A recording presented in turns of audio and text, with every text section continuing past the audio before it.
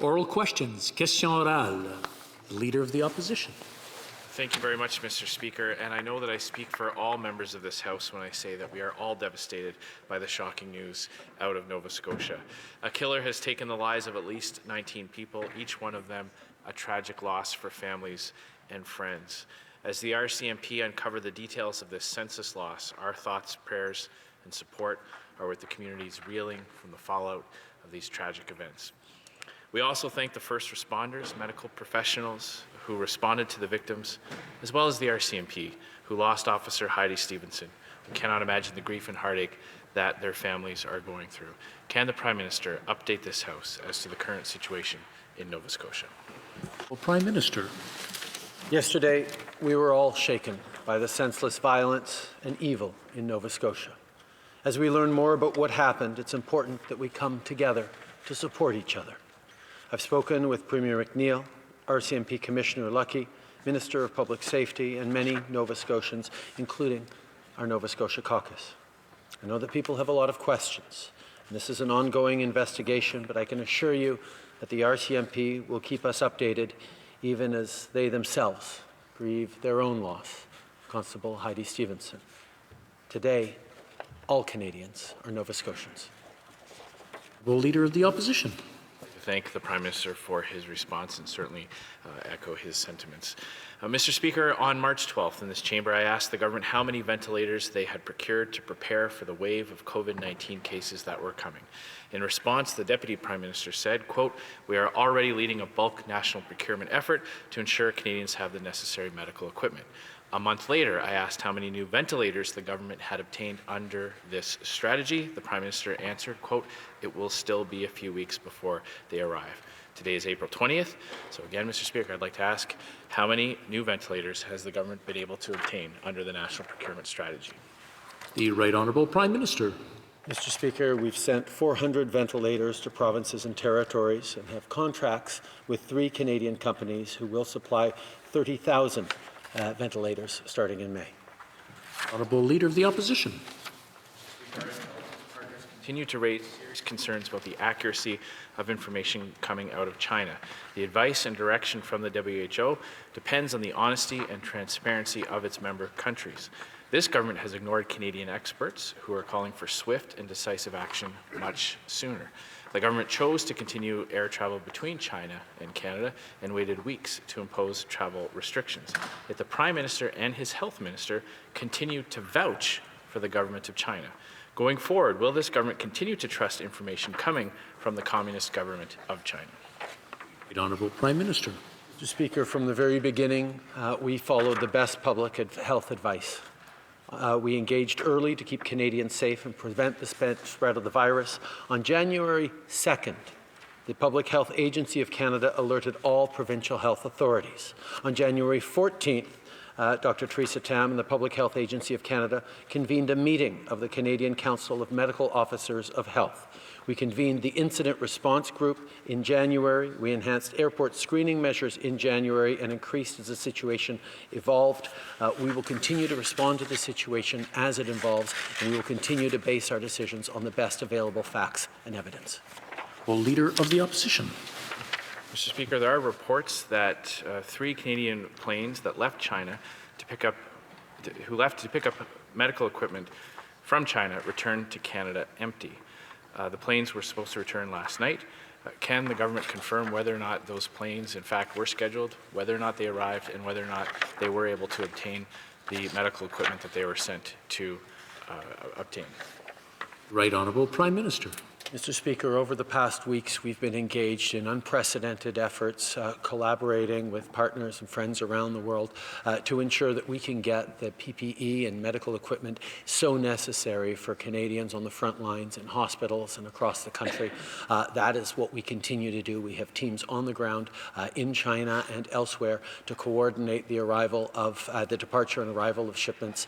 We have had challenges with those shipments as the global competition for these items are fierce. We will continue to work as best we can to ensure that we continue to deliver all the necessary equipment to our heroes working on the front lines. Honourable Leader of the Opposition. Mr. Speaker, when it comes to that equipment, after the 2015 election, this government decided to cut funding for pandemic preparedness. In 2014, the funding for those health security measures was $73 million. The funding for this year is just $51 million. The government also decided to dump millions of masks and gloves, and they decided to close the warehouses that were holding this extra equipment in case of a pandemic. It was only because the owner of a dumpster company who put in a bid for the contract to dispose of these items that we even have these details. So, simple question for the Prime Minister: when did he sign off on the plan to throw away personal protective equipment? Right Honourable Prime Minister. Mr. Speaker, we were very troubled by the story about the reports of valuable medical supplies in our national stockpile being destroyed. As we looked into it, we discovered that those items had actually been expired for 5 years. And, of course, after 5 years are not suitable for use anywhere else. That is why we have to ask ourselves questions about how items that approach the end of their lives could, instead of being kept in stockpiles, instead be shipped for immediate use in places that could use them and get those items replaced. Obviously, that didn't happen, and we need to make sure that we have better protocols going forward so we don't find ourselves in a situation like this. Honorable député de Belleuil-Chambly. Merci, Monsieur le Président. On aura certainement l'occasion de revenir sur certains aspects de ça plus tard. Mais vous me permettrez de préférer m'attarder aux idées et aux solutions plutôt qu'aux coupables et aux bébites. Et je vous prie de croire aussi l'extrême sincérité de la préoccupation que je porte aux aînés de notre société. Ma question au Premier ministre: est-ce que vous pouvez résumer à cette Chambre ce qui a été fait jusqu'à maintenant dans cette crise au bénéfice des aînés du Canada et du Québec? Très honorable Premier ministre. Monsieur le Président, je remercie mon collègue de Belleuil-Chambly qui, depuis très longtemps, porte les aînés, aux aînés une attention particulière et nous le remercions pour son leadership et ses suggestions. Les aînés ont effectivement grandement besoin de services et de soutien en raison de la COVID-19.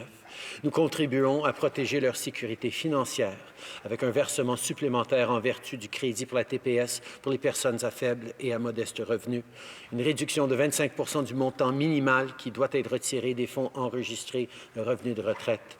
Nous contribuons aussi 9 millions par le biais de Centraide Canada pour aider les aînés à se procurer de la nourriture, des médicaments et d'autres biens essentiels. Nous allons continuer de travailler avec les provinces pour assurer la protection des aînés dans des facilités de longue durée. Honorable député de Belleuil-Chambly. Sans vouloir faire preuve d'ingratitude, Monsieur le Président, vous comprendrez que je considère et que les aînés considèrent que c'est peu de choses. Est-ce que je pourrais demander au Premier ministre d'avoir une réaction claire, écrite, puisque les recommandations et les suggestions du Bloc québécois ont été formulées très clairement et très publiquement depuis environ 2 semaines à nos propositions? Et est-ce qu'on peut, avant de quitter cette Chambre, avoir une réponse et peut-être même une discussion avec des pistes de solutions qui, dans l'ensemble, apparaîtront très peu coûteuses par rapport à tout ce qui a été déployé jusqu'à maintenant dans cette crise? Honorable Premier ministre. Monsieur le Président, nous continuons de travailler sur des mesures, y compris des mesures recommandées par des membres de l'opposition, pour mieux aider nos aînés pendant cette crise. Ils font face à un défi qui les cible en particulier de la COVID-19. Ils se retrouvent souvent isolés, ils se trouvent souvent inquiets de l'impact sur les employés qui travaillent autour d'eux dans leur résidence. Il y a énormément de préoccupations pour les aînés et nous allons continuer de travailler ensemble pour régler leurs défis. The honourable member for Burnaby South. Merci, Monsieur le Président. Camille, une étudiante de l'Université de Montréal, n'a pas accumulé assez des heures pour avoir accès à l'assurance emploi et elle ne qualifie pas pour la PCE. Elle nous dit: j'ai peur, je suis triste, je suis déçu. Est-ce que le Premier ministre est prêt aujourd'hui de dire si quelqu'un a besoin d'aide, elle peut avoir accès à la PCU? Le très honorable Premier ministre. Président, on comprend que c'est une situation extrêmement stressante pour les Canadiens, particulièrement pour les étudiants au niveau postsecondaire. Bon nombre d'entre eux commenceraient habituellement un emploi d'été, mais se retrouvent seuls sans savoir qu'est-ce qui va se passer dans les mois à venir. On a fait des changements au programme d'Employabilité Canada qui va créer jusqu'à 70 000 opportunités pour les jeunes. Ça va les aider à conserver un lien avec le marché du travail et économiser pour leur avenir. La subvention salariale aidera également plus d'employeurs à embaucher des jeunes. Les étudiants qui avaient déjà un emploi l'été dernier ou qui ont travaillé pendant l'année scolaire sont admissibles s'ils ont fait plus de 5 000 $ à la PCU et un grand nombre d'étudiants sont admissibles, mais on reconnaît qu'il y a plus à faire pour aider les étudiantes comme Tammy et on va le faire. L'honorable député de Burnaby Sud. Thank you, Mr. Speaker. The reality is far too many Canadians are falling through the cracks, in particular students. Summer jobs have disappeared, on-campus jobs have disappeared, and they do not qualify for the CERB. Students are just one of many examples of people who are falling through the cracks because of their criteria. So will the Prime Minister announce today that the CERB is universal, that anyone who needs access to help now can get that help? Will the Prime Minister just do that today? Right Honourable Prime Minister. Recognize the particular stresses that are on students right now who would normally be starting their summer jobs and right now have no money to pay their rents, no prospect of summer jobs to get the experience they need, and many of them are even uncertain about being able to pay next year's tuition. We understand these stresses and are looking at ways to support them. Many students do qualify for the CERB because they had a job, full-time or part-time last year, that allows them to claim the CERB with having made $5,000 in income over the past year. But many do not. That's why we've made increases to the summer jobs program. It's why we are also going to be moving forward with more initiatives to help students particularly. Honourable member for Barrie Innisfil. We know the Medical Intelligence Cell of the Department of National Defence reported on the risk of COVID-19 in early January, and Global Affairs would have been reporting on it around the same time. It's very likely that the Ministers of Defence and Global Affairs, at a minimum, would have been briefed on the detailed warnings and analysis about the emergence of the deadly potential of the coronavirus in Wuhan, China. It's even more likely that the Privy Council office would have briefed the Prime Minister on the emerging threat. On what date did the PCO prepare a briefing note for the Prime Minister? The Honourable Deputy Prime Minister. Mr. Speaker, the coronavirus is a global pandemic, and as such, it poses a profound security threat to Canada. For that reason, Canada's intelligence community has been deeply engaged in informing the government's actions. That is why, in January, the Incident Response Group was convened by the Prime Minister, where briefings were shared and discussed. Thank you. Member for Barrie Innisfil. Well, once again, Mr. Speaker, in early January, MEDINT, the cell of our country's military intelligence branch, began producing those detailed warnings. On January 30th, the WHO declared the outbreak a public health emergency of international concern. In the backdrop of these two warnings, our government shipped 16 tons of personal protective equipment to China in February and left Canada scrambling to find supplies to protect our frontline healthcare workers. Did the Minister of Health know about the DND report, and did she receive a briefing note from the Privy Council office on it? The Honourable Minister of Health. Mr. Speaker, in a global pandemic, the principle is that all countries work together to defeat the virus where it is most present. In January, the outbreak in Wuhan, China was posing a significant public health threat to the entire world. As such, and as a partner country with the WHO, Canada supplied some personal protective equipment that was rapidly becoming out of date to Canada, and that could certainly be used in Wuhan's efforts to fight the virus there. Honorable député de Portneuf, Jacques-Cartier. Monsieur le Président, en raison de son hésitation à fermer les frontières du pays, ce gouvernement a permis à des milliers de personnes provenant de zones à risque d'entrer au pays et mettre les Canadiens à risque. Après de nombreux appels de notre parti, le chemin Roxham a été finalement fermé. Mais encore une fois, de nombreuses traversées illégales de la frontière ont eu lieu et aucune mesure de sécurité n'a été prise. Ma question est simple. J'aimerais savoir combien de migrants illégaux sont entrés au Canada depuis le début de la pandémie. The Honourable Minister for Public Safety. Thank you very much, Mr. Speaker. Mr. Speaker, in early March, we began discussions with our allies and partners who share the Canada-U.S. border with us on how we could restrict non-essential travel. That discussion took place and culminated in an agreement between our two countries to restrict non-essential travel, but while still allowing essential workers and trade to continue to move forward. As part of that agreement, we implemented significant new restrictions on people who cross our borders irregularly as non-essential. That has been a very effective measure that has been put in place. And since the time of that agreement, now 30 days ago, there have been fewer than 10 individuals who have crossed the border and been subsequently directed back to the United States. Honorable député de Portneuf-Jacques-Cartier. Président, nos entrepreneurs sont anxieux. Plusieurs sont incertains de pouvoir réouvrir leur entreprise. Les comptes s'accumulent et les revenus ne sont pas au rendez-vous. Évidemment, Monsieur le Président. L'aide semble longue à venir et, entre autres, pour le programme d'aide pour la location des locaux commerciaux. Les PME ont dû payer leur loyer du mois de mars. Quand nos PME, piliers de notre économie, auront les détails de ce programme d'aide pour les aider à payer leurs loyers commerciaux et pouvoir réouvrir quand cela sera permis? La question est simple. Quand, Monsieur le Président? Honorable ministre de la Prospérité de la classe moyenne.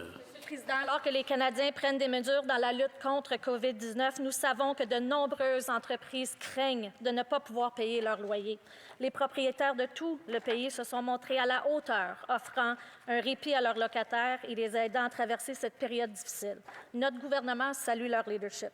En reconnaissance à ces défis qui sont confrontés, les entreprises et les propriétaires canadiens, notre gouvernement a l'intention de mettre en place l'aide d'urgence du Canada pour le loyer commercial des petites entreprises. Pour ce faire, nous avons besoin d'un partenariat avec les gouvernements provinciaux et territoriaux et nous travaillons là-dessus présentement. Merci, Monsieur le Président. Honourable member for Calgary-Shepherd.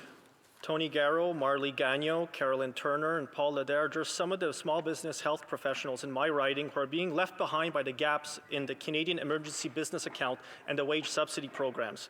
These programs continue to exclude tens of thousands of small businesses from receiving help by refusing to recognize dividend income as employment income. As Conservatives, we've been calling on the government to fix the gap. Why will they not consider dividends as a form of salary for entrepreneurs so they can qualify for the emergency supports they desperately need? The Honourable Minister for Small Businesses.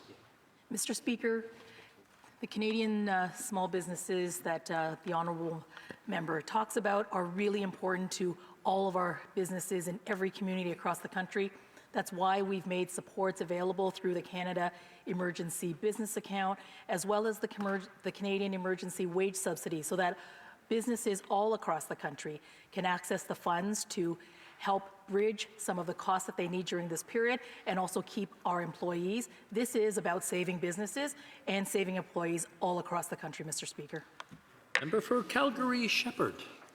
CFIB data suggests that 1/3 of Canadian small businesses will never open again if the government continues to drag its feet in getting financial support into their hands. Small business loan programs established through the BDC and Export Development Canada are desperately needed. But many small business owners worry that it simply won't be enough to save them. To the Minister of Finance or any minister in this government, how many small businesses have received funding from the BDC and the EDC separately reported over their regular loan volume, and what is the government doing to speed up program deployment? The Honourable Minister. Mr. Speaker, we are listening to small businesses all across the country. As of Friday, and today those numbers would be even higher, almost 250,000 business owners and businesses across the country have seen their loans approved. This is real help that will help all of our businesses across the country, and we will continue to help them because we've expanded the criteria so that more businesses can access our $40,000 interest-free loan. So if you're a business, $20,000 of payroll up to $1.5 million, we're going to help even more businesses in the country. Nothing is more important than helping our businesses right now. Le député de Shepherd. Monsieur le Président, d'abord, permettez-moi d'offrir mes sincères condoléances aux familles des victimes de la COVID-19 qui ont perdu un être cher sans pouvoir dire adieu convenablement.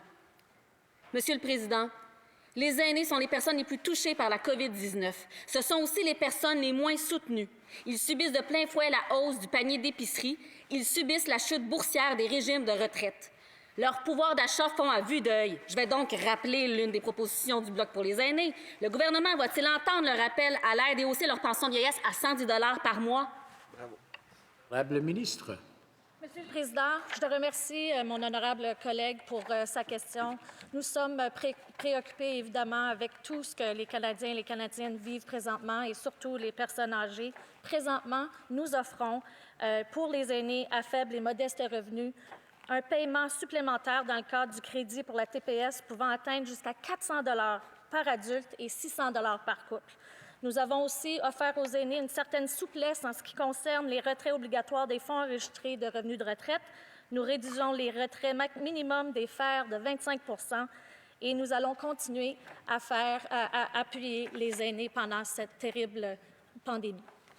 Honorable député de Shefford. Monsieur le Président, il semblerait que cette hausse de la TPS, ça ne soit pas suffisant. Nos aînés ont besoin de soutien à leur pouvoir d'achat pour passer à travers la crise.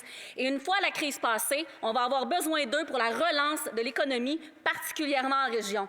Sauf qu'actuellement, Monsieur le Président, les aînés s'appauvrissent à cause de la hausse des prix. Il faut absolument bonifier leur pension de vieillesse à 110 $ par mois, c'est un minimum de gros bon sens. En plus, le régime de retraite est en perte de rendement. Alors, est-ce que le gouvernement va, 1, bonifier leur pension et 2, éliminer l'obligation de retirer dans leur FER? Bravo. L'honorable ministre. Merci, Monsieur le Président. Comme j'ai dit précédemment, nous allons continuer à appuyer les aînés et avec une certaine souplesse en ce qui concerne les retraits obligatoires des fonds enregistrés de revenus de retraite. Nous réduisons les retraits minimums des FER de 25 % pour 2020. Cela va permettre les actifs des FER en période de volatilité des marchés. De plus, les aînés qui ont cessé de travailler en raison de la COVID-19 sont admissibles à la prestation canadienne d'urgence et elle est versée à raison de 2 000 $ par mois. Nous allons continuer à appuyer les aînés pendant cette période très difficile. Honorable député de Shefford. Monsieur le Président, parlant d'aide aux aînés, partout au Québec, nos bureaux sont submergés d'appels d'aînés qui ont besoin de l'aide du gouvernement.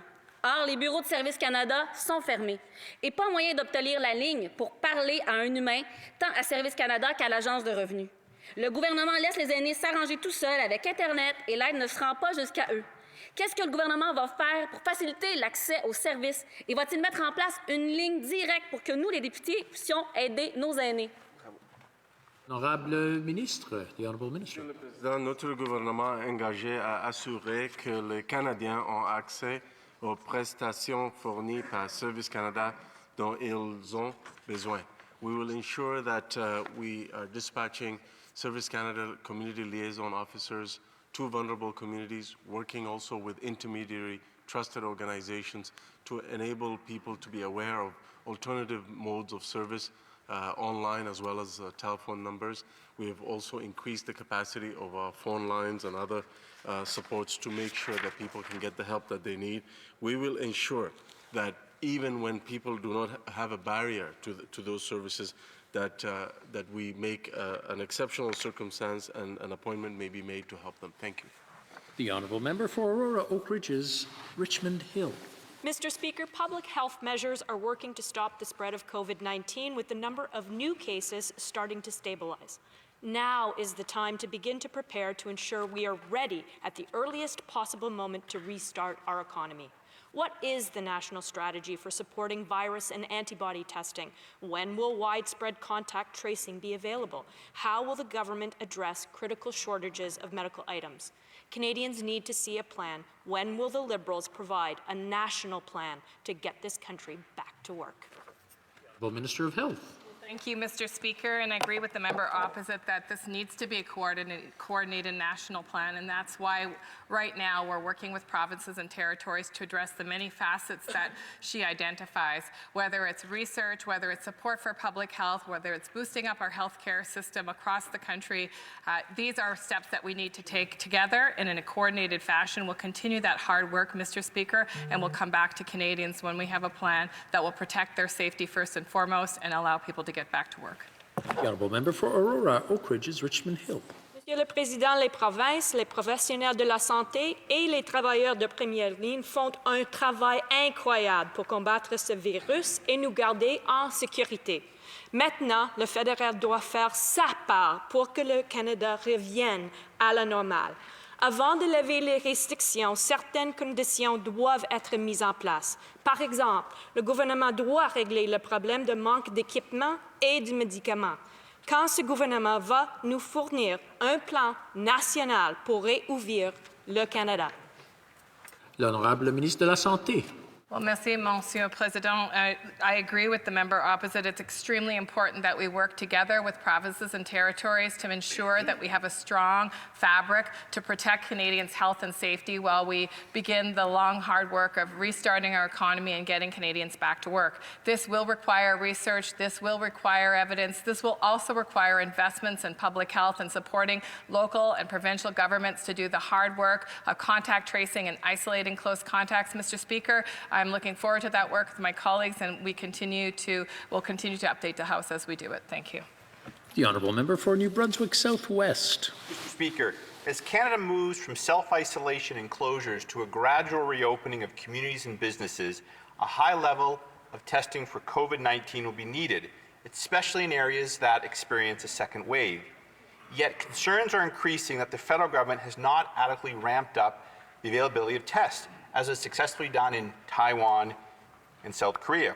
What is the federal government's plan to initiate large-scale testing to coincide with the lifting of self-isolation, and how many test kits are needed to begin? The Honourable Minister of Health. Well, thank you, Mr. President, and I will say that Mr. Speaker, and I will say that in Canada, we have one of the highest testing rates in the world, and we're very proud of the work that's happening all across the country at all levels of government, but also from private industry who have been racing to ensure that we have new tools and new testing approaches as the science develops. We are constantly working to increase, for example, laboratory capacity, to approve testing kits. In fact, we've approved the use of 10 new testing kits across the country that will help accelerate testing and speed up results. Mr. Speaker, this is a work in progress, but we are confident we're on the right track. Le député de Rosemont, la petite patrie. Monsieur le Président, un article publié sur le site Ricochet nous révèle des informations troublantes sur les manquements et l'absence de préparation à une pandémie. En 2003, nous avons subi le SRAS, mais le gouvernement ne semble pas avoir tiré des leçons. À l'autre bout du globe, la Corée du Sud avait ce qu'il fallait. Ils ont réussi à tester tout leur monde. Il y avait des masques pour tout le monde. Ici, on court encore après l'équipement. Par conséquent, le taux de mortalité au Québec est 23 fois plus élevé qu'en Corée du Sud. Quelles mesures va prendre le gouvernement pour fournir de l'équipement de protection aux travailleurs et aux travailleuses de la santé? L'honorable ministre de la Santé. Thank you very much, Mr. Speaker. And in fact, it's been all hands on deck to try and secure personal protective equipment for healthcare workers across the provinces and territories. In fact, the federal government has been working very closely with our counterparts to ensure that not only do we find supplies, that we place those orders together and that we're able to get those orders out of countries, but also we've been ramping up our ability to produce personal protective equipment and other medical supplies domestically, which will greatly increase our capacity to ensure an ongoing supply going forward. I will say, Mr. Speaker, it is a tragedy that so many people have lost their lives across this country, particularly in long-term care homes, which I know the province of Quebec is struggling with, and we continue to work with those with our counterparts to protect those lives. Le député de Rosemont, la petite patrie. Monsieur le Président, parfois, les meilleures solutions sont les idées les plus simples. On est tous en train de faire un effort collectif incroyable pour passer à travers cette crise-là. On investit des milliards pour soutenir les gens et les entreprises. La Pologne et le Danemark viennent d'avoir une idée brillante. Les compagnies qui sont enregistrées dans des paradis fiscaux n'auront pas accès à l'aide publique. En effet, les compagnies qui trichent et qui ne payent pas leur juste part ne devraient pas recevoir de notre aide. Est-ce que le gouvernement est prêt à suivre leur exemple? L'honorable ministre. Monsieur le Président, en ces temps extraordinaires, aucun Canadien ne devrait avoir à soucier de payer ses factures, son loyer ou de pouvoir nourrir sa famille. Alors, notre gouvernement est engagé à soutenir les Canadiens, notre système de santé et notre économie. Et dans le cadre de la première phase du plan d'intervention économique du Canada pour répondre à la COVID-19, nous apportons une aide immédiate aux Canadiens et aux entreprises. Et nous allons continuer à le faire au cours des prochaines semaines. Merci, Monsieur le Président. Honorable député d'Orléans. Merci, Monsieur le Président. Dans un temps d'incertitude comme celui-ci, nous dépendons du talent et de l'ingénuité des Canadiens d'un océan à l'autre. Les Canadiens comprennent que nous devons nous concentrer sur la production domestique des produits essentiels. By ramping up production in Canada, not only are we supporting our healthcare and frontline workers, but also ensuring some small and medium-sized businesses can stay open across the country.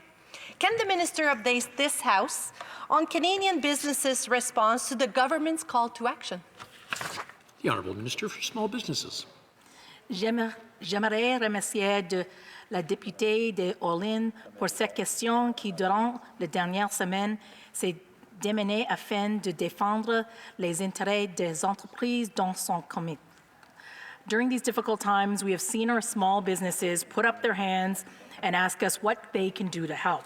And because of them, our government is investing $2 billion to purchase protective personal equipment, including things like more masks, face shields, gowns, ventilators, test kits, swabs, and hand sanitizers. And we've launched Canada's plans to mobilize industry to fight COVID-19 to ensure that we can quickly produce right here in Canada the things that we need to protect the spread of the virus. And we admire the innovative of our small businesses in their trade, and this is their trademark, and this is why they are the core of our plan, and our businesses are the backbone of the economy, and they are helping us get... The Honourable Member for Haliburton-Kawartha Lakes, Brock. Thank you, Speaker. The forestry industry was in crisis before the pandemic, with mills closing down and thousands of jobs lost. If our forestry industry is in jeopardy, the production of medical supplies, toilet paper, and other essential products are also in jeopardy. Has this government analyzed the impact of the sawmill closures on downstream production, such as toilet paper and PPE, and what specific measures will the government take to ensure the long-term viability of the forest sector? The Honourable Deputy Prime Minister. Mr. Speaker, I agree with the member opposite about how important our forestry sector is, and the crisis today reminds us of how essential products of that industry are.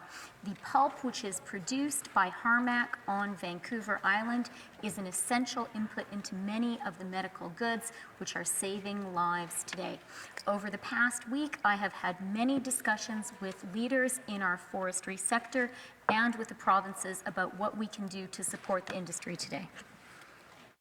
Haliburton-Kawartha Lakes, Brock. Thank you, Speaker. The tourism industry has been devastated and the recovery post-COVID-19 is uncertain. Bookings have been canceled well into 2021. Small businesses also in my riding are reeling from inconsistencies in the BDC.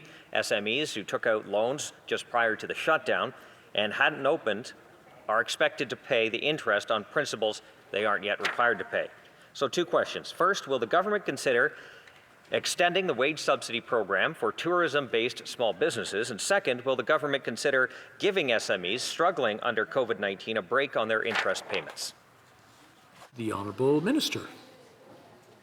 Thank you, Mr. Speaker. We recognize that in some sectors like tourism, as well as seasonal businesses, they're facing the unique realities and the challenges of COVID-19, and that is why the Prime Minister and our Minister of Economic Development announced an investment of $675 million in our 6 regional development agencies and $287 million in the Community Futures Network.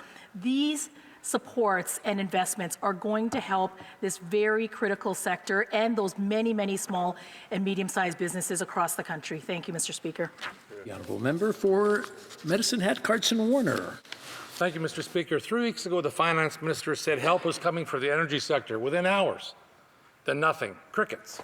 Now, finally, they announced something for orphan wells. However, it is woefully inadequate for an energy sector and economy already decimated by this Liberal government.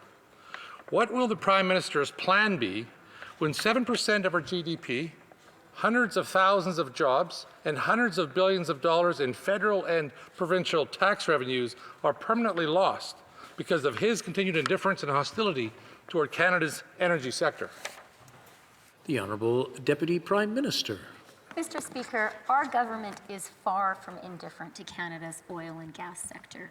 We know how essential the energy sector is to our country and how the energy sector is the source of hundreds of thousands of well-paying middle-class jobs.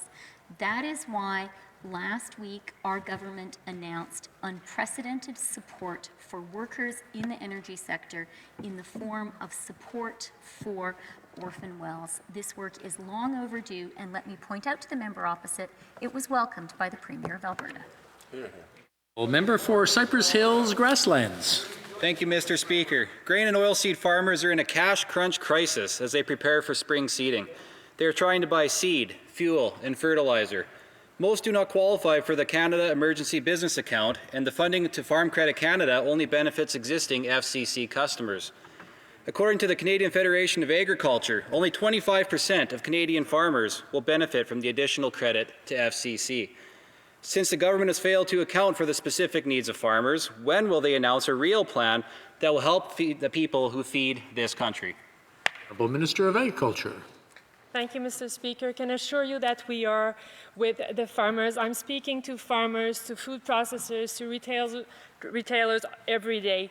And yes, we have put in place some additional measures through FCC, and more than $2 billion have been given in terms of loan to support them with their cash flow challenges. We have also moved the stay of default to the advanced payment program. We have also invested $20 million through the CFIA to make sure that food safety was assured in Canada and that we would support our food processing plants. Thank you, Mr. Speaker. Honorable député de Joliette. Oui, Monsieur le Président. Les travailleurs, les travailleuses puis les retraités sont inquiets. Ils ont besoin d'être rassurés. Après la pandémie de COVID, on risque de se retrouver avec une pandémie de faillite. Alors que la bourse est au plus bas, à peu près tous les régimes de retraite sont en déficit. Puis présentement, en cas de faillite, les retraités passent après tout le monde. Qu'est-ce que le gouvernement compte faire pour mieux protéger les régimes de retraite? L'honorable ministre de la classe moyenne.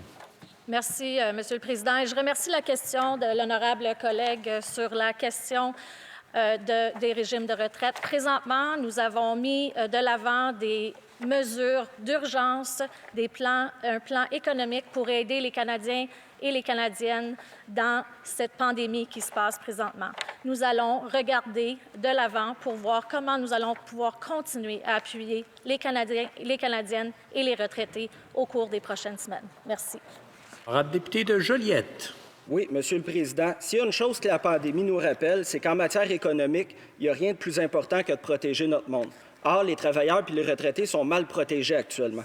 En cas de faillite d'une entreprise, les banques passent avant eux. Même le gouvernement passe avant eux. Puis ils risquent de se retrouver avec des retraites de misère, même s'ils ont passé leur vie à cotiser. Lorsque les faillites vont se multiplier, il va être trop tard pour agir. Est-ce que le gouvernement va faire des régimes de retraite des créanciers prioritaires? Merci. Ministre.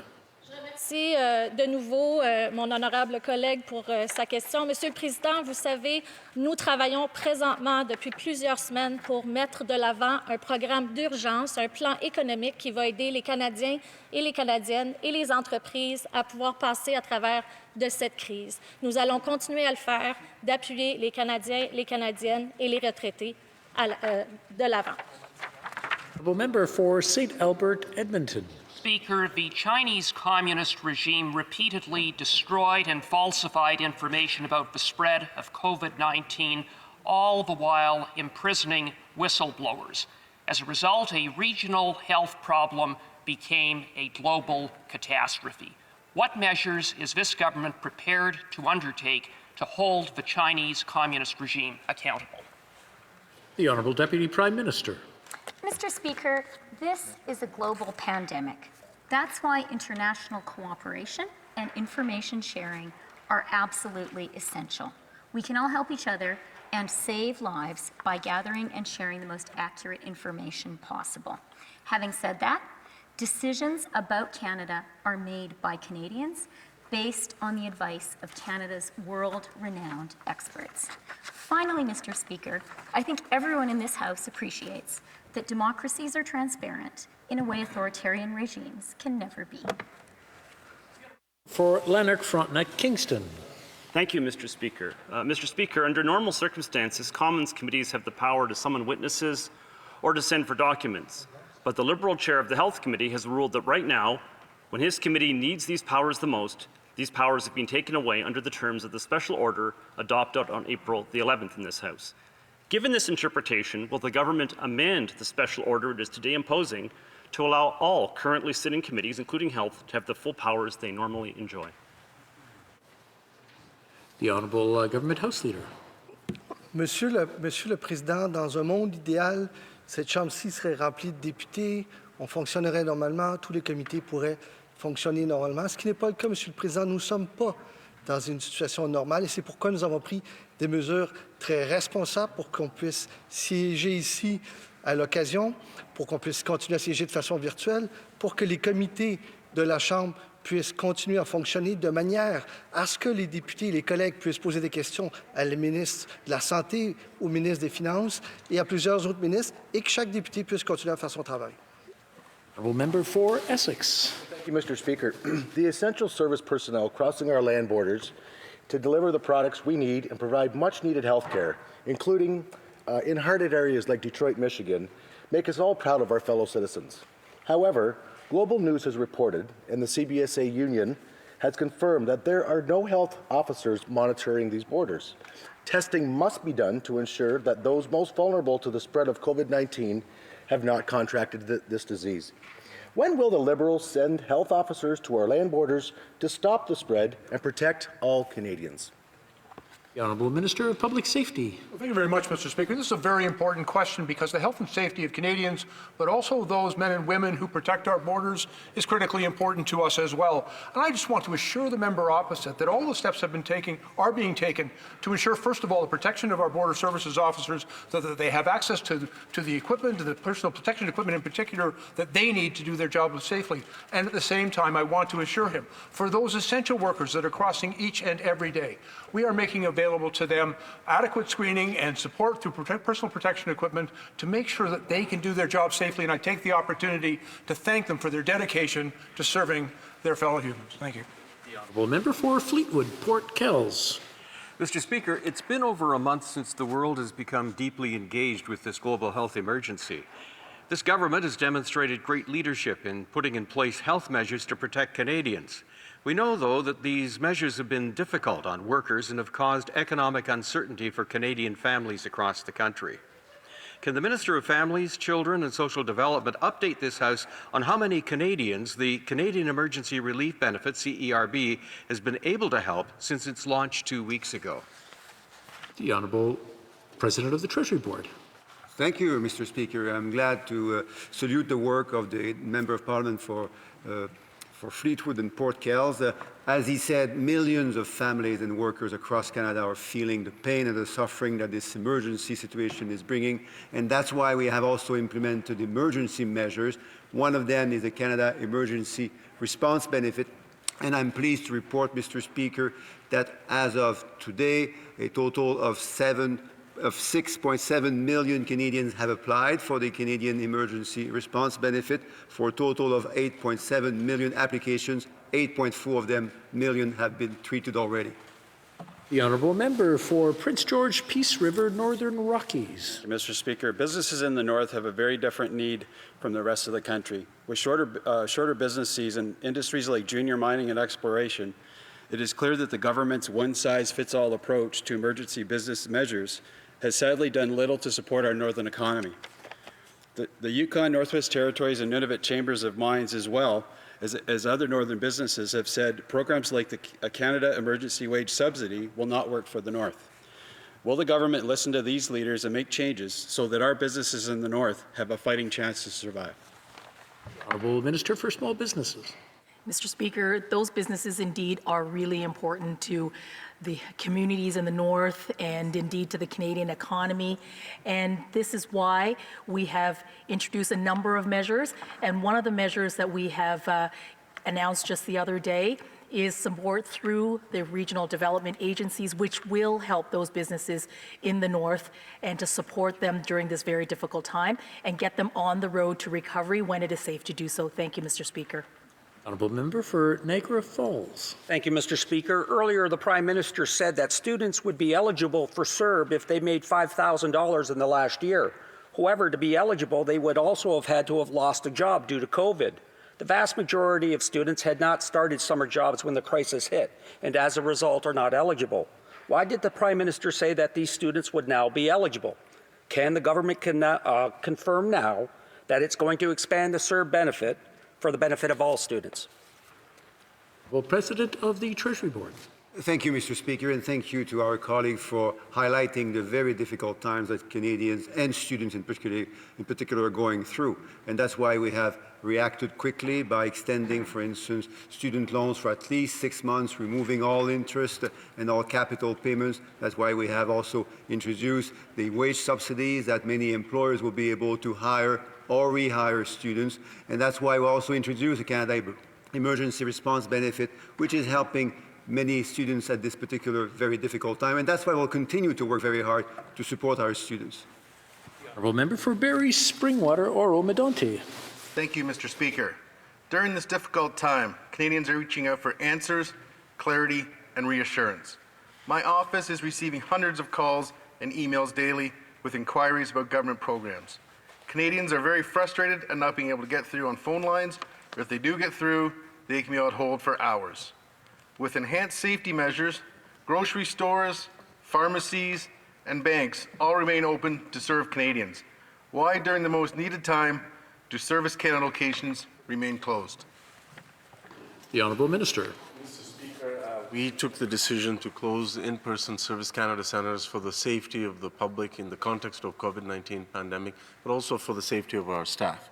However, we have enhanced and redeployed staff to make sure that there are many alternative modes of service, including online, but also telephone. We have dispatched community liaison officers to the most vulnerable communities in Canada to assure them that we will be there to serve them through other modes of service, as well as also going through trusted intermediary organizations. And finally, for folks who are not able to fill those forms, even with phone assistance, we will set up we'll make the extraordinary attempt to have appointments in person. Thank you. Député d'Orléans. Monsieur le Président, plus que jamais, les Canadiens et les gens d'Orléans réalisent à quel point l'art et la culture sont une partie inhérente de leur vie. Ce sont dans des moments comme ceux-ci que les Canadiens ont le plus besoin des arts et de la culture pour animer leur isolation. Est-ce que le ministre du Patrimoine canadien peut informer cette Chambre des mesures mises de l'avant par le gouvernement pour s'assurer que nos artistes, créateurs et nos athlètes peuvent continuer de nous inspirer et nous rassembler, même à distance, dans ces moments difficiles? L'Honorable ministre du Patrimoine canadien. Merci, Monsieur le Président. J'aimerais remercier la députée d'Orléans pour sa question. À un moment où nous devons garder nos distances les uns des autres, je sais que tous les Canadiens et les Canadiennes reconnaissent que nos créateurs et nos athlètes nous gardent unis et solidaires à la maison. Vendredi dernier, j'ai annoncé un investissement de 500 millions de dollars pour répondre aux besoins financiers plus spécifiques des organisations du secteur des arts, de la culture et du sport pour les appuyer lors de ces temps difficiles. Notre gouvernement s'assure notamment que plus d'emplois sont protégés et que le moins de personnes ne soient laissées derrière, que les organisations puissent continuer à contribuer à leur secteur après la pandémie. Notre objectif est que ces fonds soient disponibles le plus rapidement possible. Je souhaite pouvoir vous donner plus de détails sous peu. Merci. Member for London Fanshawe. Thank you, Mr. Speaker. Corey Palmer is a small business owner in London, Ontario. Cranewise Inc. is Corey's brand new business, and he employs 5 people. Through the pandemic, Corey is keeping his employees on payroll, but because of the overly restrictive rules and the Liberals' wage subsidy, Corey and his employees are being left behind.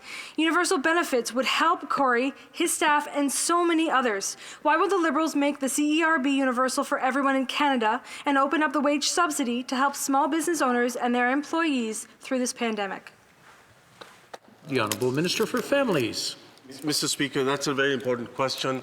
However, we made the decision for 2 reasons. For the CERB, one is to get money quickly to Canadian workers, to Canadian families as they need it immediately. And second, to get more money in the hands of those who need it as opposed to sending a small amount of money to everyone. The Honourable Member for Nanaimo, Ladysmith.